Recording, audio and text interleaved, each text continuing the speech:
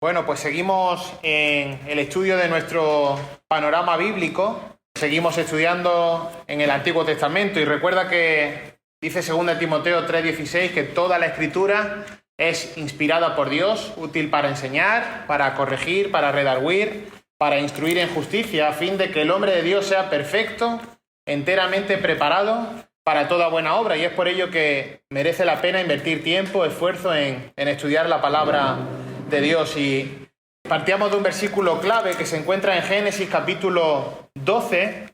Si seguís el curso de vuestros apuntes, ahí viene definido o viene expuesto el pacto abrahámico. Recuerda que dice Génesis capítulo 12, y el Señor dijo a Abraham: vete de tu tierra, de entre tus parientes y de la casa de tu padre, a la tierra que yo te mostraré.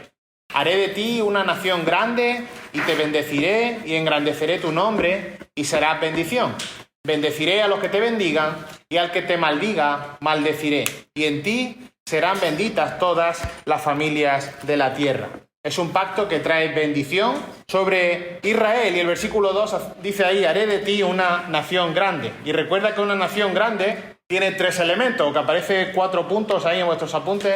Una nación grande debe de tener 3 elementos. Uno es un pueblo, otro es la ley y otro es la tierra. Recuerda cómo desde el final del Génesis hasta ese inicio del Éxodo, la población, el pueblo de Israel comienza a multiplicarse, de tal manera que hablamos de que ya hay un pueblo, hay multitud de personas. Recuerda cómo en Éxodo capítulo 20 Dios le da la ley, ya hay un código por el que regirse. Esta ley es ampliada conforme avanza el Éxodo y el Levítico. Y vamos camino de la tierra. Recuerda cómo Dios libró de la esclavitud al pueblo de Israel en Egipto, los saca y ahora, por el tiempo en el que estamos ya en el desierto y vamos apuntando, caminando hacia la tierra que Dios le había prometido a Abraham. El tener estos 3 elementos en nuestra mente nos permite tener una visión general del hilo conductor del Antiguo Testamento y concretamente de la Torá, de los 5 primeros libros de la Biblia. Recuerda que si tuviéramos que definir con alguna palabra los 3 primeros libros que ya hemos estudiado, Génesis lo definíamos con 2 palabras: creación y bendición. Veíamos cómo Dios crea y cómo Dios también, y se ve específicamente en este pacto de Génesis capítulo 12, bendice a la humanidad, en este caso, creación y bendición. El segundo libro que estudiamos es el libro del Éxodo, y por definirlo en 2 palabras, hablábamos de redención y liberación. El pueblo de Dios clamó, el pueblo de Israel clamó a Dios y Dios les libró de esa fuerte opresión, de esa esclavitud. Así que redención y liberación serían las palabras con las que podríamos sintetizarlo. Y luego estudiamos el tercer libro, el libro de Levítico, en el que veíamos, y lo podemos definir así, la santidad de Dios. Estuvimos estudiando acerca de esto y veíamos cómo todo el libro nos apuntaba, nos llevaba a considerar la santidad de Dios. Y así llegamos al cuarto de los libros que aparecen en nuestra Biblia, el libro de Números. Y para que tengamos una primera idea, el libro de Números constituye un puente entre los israelitas recibiendo la ley y la preparación para entrar en la tierra prometida. Este puente es el que vemos en el libro de Números. Si los israelitas estaban recibiendo la ley, y esto lo veíamos en el libro del Éxodo y lo veíamos también en el libro de Levítico, como el pueblo de Israel estaba recibiendo la ley para posteriormente prepararse para entrar en la tierra prometida. Esto lo veremos en el libro de Deuteronomio y también lo veremos en el libro de Josué. Ahí en medio tenemos el libro de Números, que es el puente entre estas 2 ideas: los israelitas recibiendo la ley y la preparación para entrar finalmente en la tierra prometida. Algunas consideraciones, algunas características generales. La primera, el título. Bueno, el título que recibe en hebreo es en el desierto. En el desierto sería el título original hebreo. Esto se debe, si hablas tu Biblia en Números capítulo 1, versículo 1, dice ahí: el Señor habló a Moisés en el desierto. Verdaderamente esa primera expresión, en el desierto, o incluso habló, afirman otros autores, el título hebreo que recogería este nombre. Pero la Septuaginta, como tenéis ahí, lo llama Números, y es lo que nosotros registramos en nuestras Biblias. En cuanto a las fechas, hay 2 fechas fundamentales. Una es la fecha de los Hechos, es decir, el tiempo que nos narra este periodo, que sería desde el año 1445 a.C. hasta el año 1405 a.C., desde 1445 a.C. hasta 1405 a.C., eso es un periodo de 40 años, evidentemente, que coincide con el tiempo que estuvieron vagando por el desierto, y la fecha del manuscrito, es decir, cuando se escribió este manuscrito como tal, podríamos situarla en el año 1405 a.C. ¿Quién es el autor? Bueno, como el resto de la Torá, casi en su totalidad, el autor es Moisés. Esto como algunos datos a considerar. Alguna reseña del contexto histórico para situarnos dónde seguimos estando. Bueno, Israel continúa en el desierto. Está ahí al monte del pie Sinaí y está preparándose para cruzar ese áspero y gran arenal a fin de entrar en la tierra prometida. Y fíjate que el hecho de considerar que fuera un pueblo tan grande, un pueblo de más de 2 millones, el hecho de que pudieran sobrevivir durante tanto tiempo, durante tantos años en el desierto, lo que nos lleva a considerar es la manera en la que Dios estaba proveyendo de manera milagrosa a este pueblo. Piensa que era un clima árido, había escasez de lluvia, tierras secas, y en medio de todo esto Dios provee a su pueblo para llevar a cabo esta tarea de llegar a la tierra prometida. Bueno, el hecho de cuál iba a ser la reacción en todo esto, si el pueblo iba a seguir obedeciendo sin más o se iba a alzar en queja contra Dios, en este contexto es donde se encuadra el libro de Números. Ahora lo veremos a continuación, y lo que no debemos de perder de vista es que Moisés escribe la Torá, y la Torá, como sabemos, incluye los 5 primeros libros de la Biblia, incluye el libro de Números, y está escrito para la segunda generación. Recuerda que hablábamos de una primera generación, la que salía de la esclavitud, la que salió de Egipto, y este libro está escrito para la segunda generación de los israelitas, para darle testimonio de los motivos por los cuales sus padres, ellos vieron morir a sus padres, vieron morir a la primera generación en el desierto, a fin de que evitaran caer en los mismos errores. Bueno, antes de entrar en la idea del tema, del propósito y del resumen, me gustaría que sintetizáramos el libro de Levítico y que pensáramos que es un libro que está constituido por 5 secciones. Tenemos que pensar en 5 secciones cuando encaramos el libro de Números. 5 secciones que tienen que ver con 3 territorios principales. Un primer territorio, que es el monte Sinaí. Un segundo territorio, que es el desierto de Parán. Y un tercer territorio, que es Moab, el desierto de Moab. Las 3 son 3 zonas desérticas. 3 territorios, pero hablamos de 5 secciones. ¿Por qué? Porque la otra sección es la que incluye el viaje y la que incluye el viaje. El viaje de una zona a otra y el viaje de una zona a otra. ¿Por qué hago esto? Porque espero que viéndolo así os permita tener un panorama claro del libro de Números. Así que hay 3 territorios fundamentales. Bueno, ¿dónde encontramos la vida de este territorio? Lo encontramos en los capítulos del 1 al 10, el territorio de Parán del 13 al 19 y en el territorio de Moab del 22 al 36. Y entre medias, la escena de los viajes, que aquí nos ocuparía los capítulos del 10 al 12 y en este caso los capítulos del 20 al 21. Así que de esta manera podemos encuadrar qué es lo que vemos en el libro de Números. ¿Qué es Números? ¿Qué es el libro de Números? Bueno, no deja de ser un diario de viaje, cuenta un diario de viaje, qué es lo que va pasando en el pueblo de Israel mientras está en el desierto, en su camino hacia la tierra que Dios le había prometido a Abraham. Y ojo, piensa esto, debía ser un viaje que debió durar 2 semanas. En 2 semanas podía haber estado realizado este viaje, pero fue un viaje que se alargó por 40 años, que es casi la mitad de una vida. Bueno, vamos a ver qué pasa, grosso modo, en cada una de las escenas. Recuerda que en el monte Sinaí es donde Dios le da la ley al pueblo de Israel. Ahí es donde Dios establece su pacto y ahí es donde establece el tabernáculo. Además, en este primer momento, y lo puedes ver en los 10 primeros capítulos de Números, se establece el primer censo y se dan las instrucciones de cómo se debía de organizar el campamento. Y fíjate que hay una cosa muy curiosa, puedes ir ahí al capítulo 9 de Números, que va a marcar el movimiento del pueblo de Israel. Y es esa nube que está sobre el tabernáculo. Fíjate, capítulo 9, versículo 15. Dice así la palabra del Señor. Y el día que fue erigido el tabernáculo, la nube cubrió el tabernáculo, la tienda del testimonio, y al atardecer estaba sobre el tabernáculo como una apariencia de fuego, hasta la mañana. Así sucedía continuamente. La nube lo cubría de día y la apariencia de fuego de noche. Y fíjate que dice el 17. Y cuando la nube se levantaba de sobre la tienda, enseguida los hijos de Israel partían, y en el lugar donde la nube se detenía, allí acampaban los hijos de Israel. Entonces esa nube era lo que guiaba los movimientos del pueblo de Israel en su paso por el desierto. Recuerda que el arca del pacto era llevada por los levitas en este avance. Y así, un viaje que aparentemente iba a empezar bien, con nada que salen, en el capítulo 10, lo primero que vemos en el 11 es que el pueblo empieza a quejarse. Llevan solo 3 días caminando y ya se están quejando. Pasa una página en tu Biblia y fíjate lo que dice el capítulo 10, versículo 33.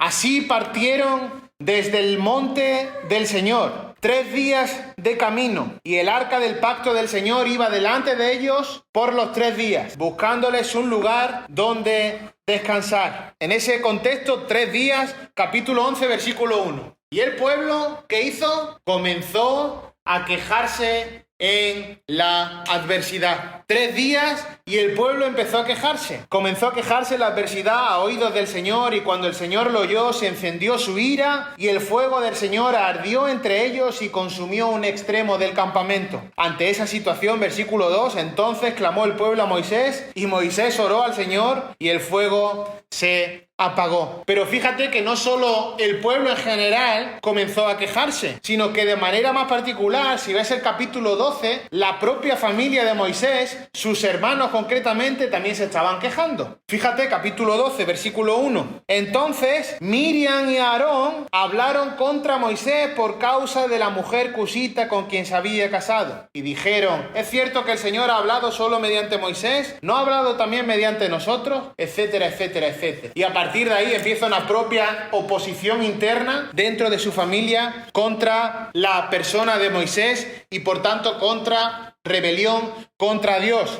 Así que desde este momento que inician el viaje al salir del monte Sinaí, 3 días y ya estamos en una situación de queja, en una situación de rebeldía. Y así llegamos a Parán, la segunda de las escenas que vemos ahí en el capítulo 13. Y ahí hay una escena que probablemente es conocida por todos, la escena de los 12 espías. Recuerda que de esos 12 espías que Moisés mandó en base a las directrices que Dios le había dado, 2 de esos 12 que Dios mandó para investigar, para hacer un reconocimiento de la tierra prometida, 2 volvieron diciendo, bueno, vamos a ser optimistas, esto pinta bien. Pero 10 de esos 12 volvieron aterrados, desconfiando de Dios, lo que llevó a iniciar un motín, una oposición contra Moisés. Fíjate, 13, versículo 27. Y le contaron a Moisés y le dijeron, fuimos a la tierra donde nos enviaste. Ciertamente mana leche y miel, y este es el fruto de ella. Solo que es fuerte el pueblo que habita en la tierra, y las ciudades fortificadas y muy grandes. Y además vimos allí a los descendientes de Anac. Amelec habita la tierra de Negev, y los hitas, los jebuseos.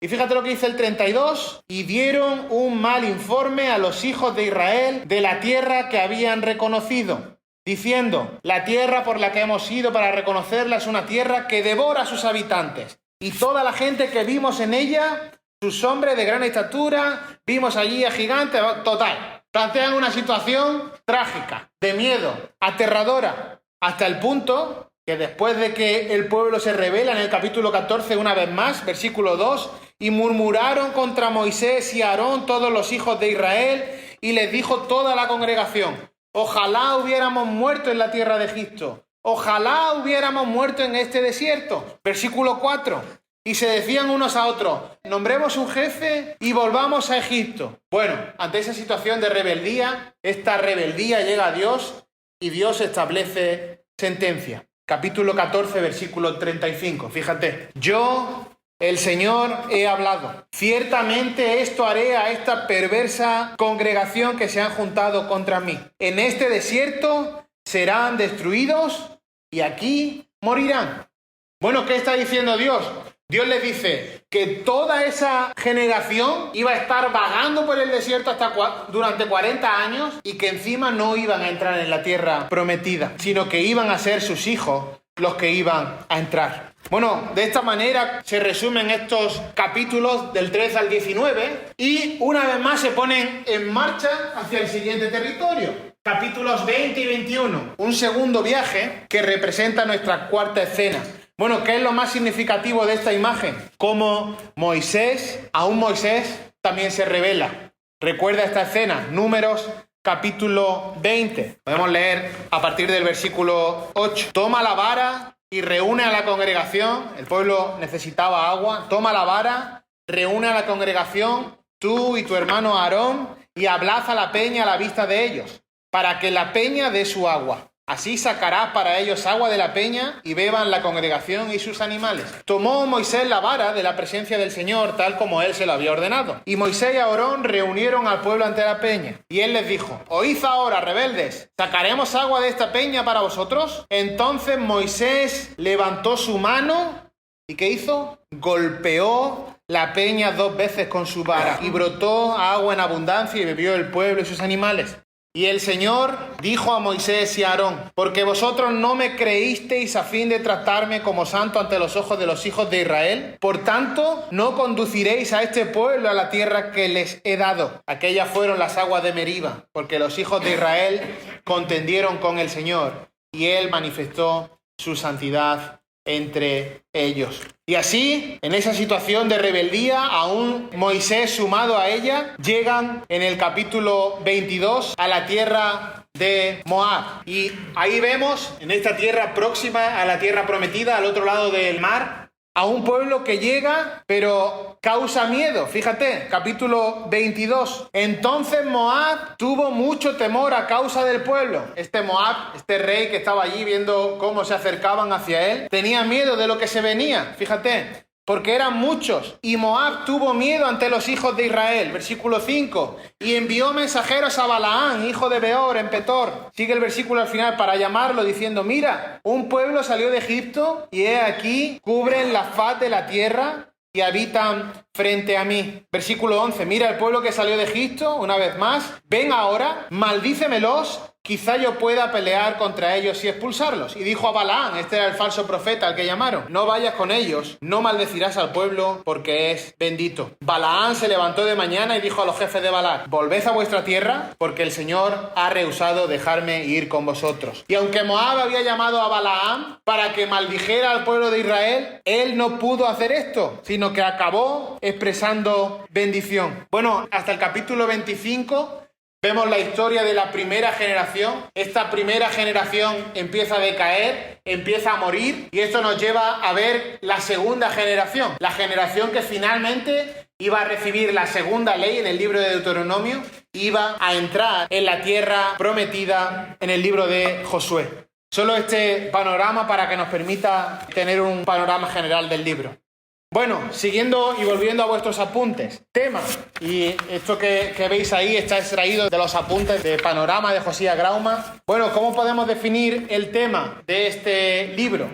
Ahí lo llama errando sin fe, errando sin fe. Es decir, es un pueblo que va a seguir avanzando, obrando mal, quejándose contra Dios, rebelándose contra Dios y sin fe. Así que ese podríamos resumirlo el tema, errando sin fe. El propósito, y lo podemos leer juntos en nuestros apuntes. Bueno, ¿con qué propósito se escribe este libro? Este libro lo iba a recibir la segunda generación de Israel y aún lo recibimos nosotros en nuestros días. ¿Y qué es lo que vemos? Bueno, vemos cómo Israel desobedece a Dios y fracasa. Y su fracaso, su castigo, su juicio fue ser mortalmente disciplinada por Dios. Toda la generación murió.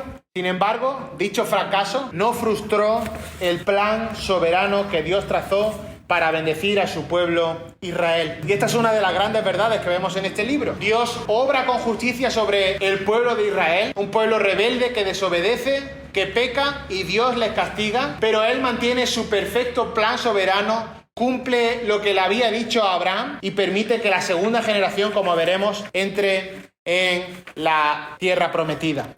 Bueno, un resumen, lo podéis leer más tranquilamente en casa, pero dice ahí, Dios en su bondad y sabiendo que entrar en la tierra prometida no iba a ser una tarea fácil, condujo a su pueblo lenta y pacientemente para así ayudarles a confiar en Él. Por lo que, después de enumerarlos, y esto es lo que vemos en el censo, que aparece en los 10 primeros capítulos, y ponerlos en formación de combate, es decir, ordenarlos para salir, les manda algunas pruebas sencillas. Desafortunadamente, a pesar de haber contemplado el poder de Jehová manifestado en las plagas, en el cruce del Mar Rojo, del Mar de los Juncos, a través de su provisión de codornices y agua, Israel sigue quejándose. Ellos, como hemos leído, prefieren regresar y ser esclavos de Faraón en vez de servir a Dios.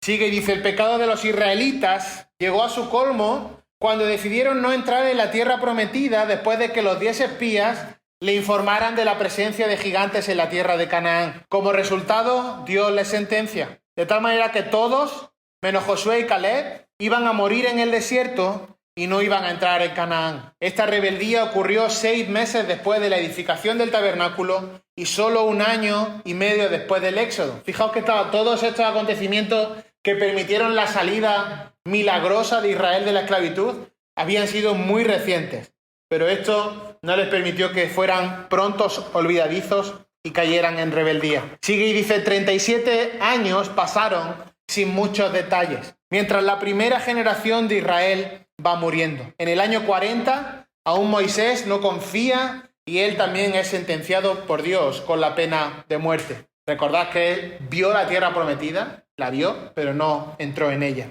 A partir de ese momento, la segunda generación se prepara para entrar en la tierra prometida bajo el liderazgo de Josué. Y sobre esto versaremos en los próximos libros de Deuteronomio y en el libro de Josué. Bueno, un bosquejo.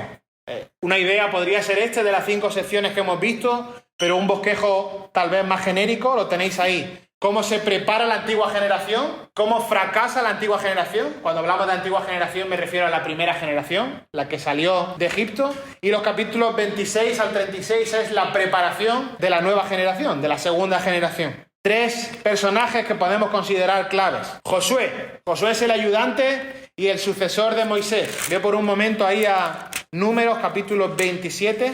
Y este es el momento en el que, después ya de Moisés haber errado, haber caído también en rebeldía, bueno, Dios unge a Josué como el sucesor. Fíjate lo que dice capítulo 27, versículo 14. Porque cuando rebelasteis contra mi mandamiento en el desierto de Zin durante la contienda de la congregación, debisteis santificarme en las aguas ante sus ojos. Estas son las aguas de Meriba, de Cades, en el desierto de Zin. Lo hemos leído hace un momento.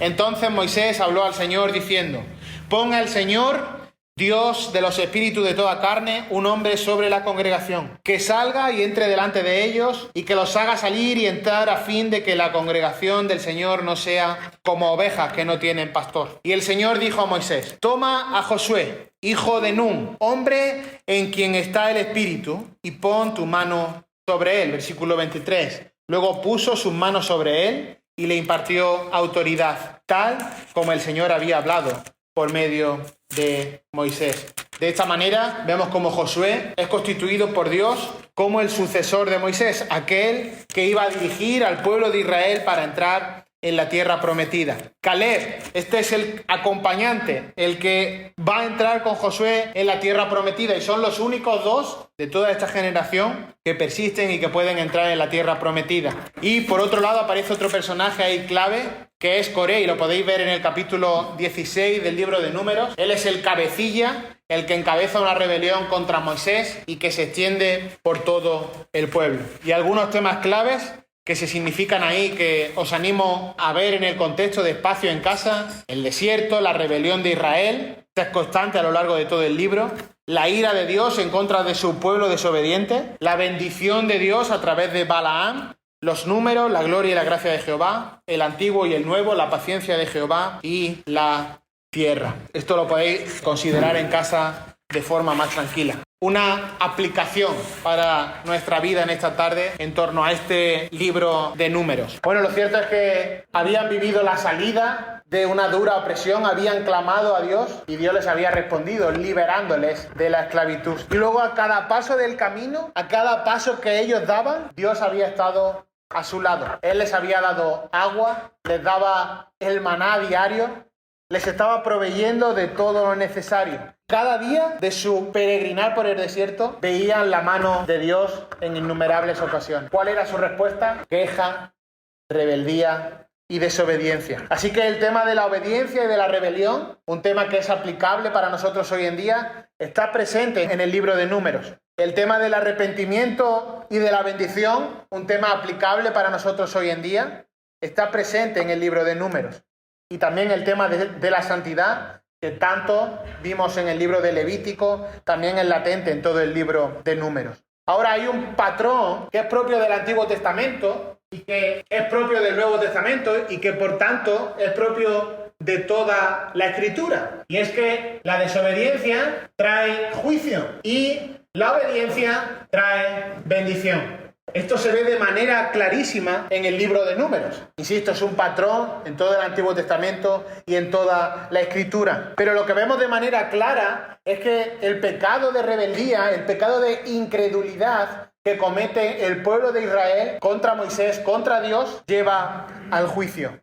Lleva al juicio. Un juicio que en este caso se manifestó con quitarle la vida y no permitirles entrar en la tierra prometida. Ve por un momento a Romanos, capítulo 11 y versículo 22. Romanos 11, 22. Dice así la palabra. Mira pues la bondad y la severidad de Dios. Severidad para los que cayeron, pero para ti bondad de Dios y permaneces en su bondad. De lo contrario, también tú serás cortado. No sé si tienes la expresión la bondad y la severidad de Dios ahí marcada en tu Biblia, pero es importante sistemáticamente acudir a esta verdad. Y esa expresión, la bondad y la severidad de Dios, en pocas palabras, es el mensaje de Números. La bondad y la severidad de Dios. Y vemos la severidad de tal manera que establece un juicio que les lleva a la muerte a toda la primera generación en el desierto. Les lleva a vagar un viaje de 2 semanas durante 40 años para finalmente no entrar en la tierra prometida. Y esa es la severidad de Dios.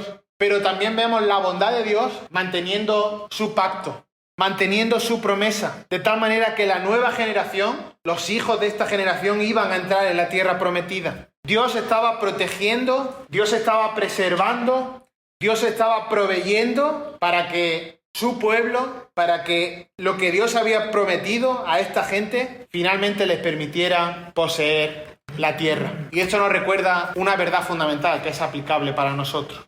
Y es la justicia y el amor de Dios, que están siempre en una soberana armonía. Dios es un Dios amoroso, claro que sí. Dios es amor, pero también Dios es un Dios justo y establece juicio. Y la rebeldía, el pecado, la iniquidad tiene consecuencias. Así que estas verdades son aplicables para ti y para mí hoy en día.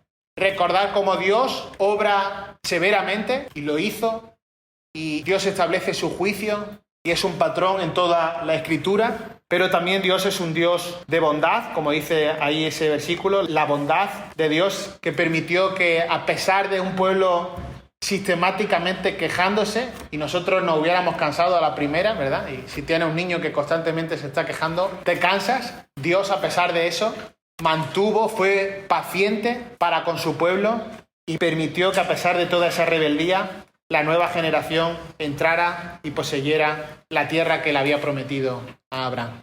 Así que con esto en mente, si os parece, oramos al Señor. Señor, te damos las gracias por este tiempo en tu palabra. Señor, de forma muy breve y como en un avión pasamos por este libro de Números que a veces nos cuesta entrar, nos cuesta pararnos a leer, Señor, pero es un libro que nos lleva a considerar tus atributos, a considerar que eres un Dios justo, recto, Señor, y también un Dios misericordioso, un Dios bondadoso. Señor, y vemos en este libro, como vemos a lo largo de toda la palabra, Señor, que el pecado trae juicio, Señor, y la obediencia trae bendición. Y el pueblo de Israel, a causa de su pecado, a causa de su incredulidad, recibió el juicio, Señor, pero también la segunda generación, en tu bondad, en tu misericordia, entró en la tierra, Señor, que tú habías prometido. Porque eres un Dios fiel, un Dios que cumple sus promesas. Señor, y a medida que recordamos estas verdades, queremos examinar nuestras vidas. Señor, examinar dónde estamos, Señor, si estamos en una situación de rebeldía, de desconformidad, de descontento, de desobediencia. Señor, verdaderamente confiamos en ti, en tu plan, en tu propósito para nuestras vidas y buscamos honrarte y obedecerte sometiéndonos a tu palabra. Recordamos, Señor, que eres un Dios santo, Señor, y que solo por la obra de Cristo, solo por la sangre del Cordero sin mancha derramada en aquella cruz, es que nosotros podemos tener acceso a la vida eterna y ser reconciliados con Dios. Señor, gracias por este tiempo en tu palabra. En Cristo Jesús. Amén.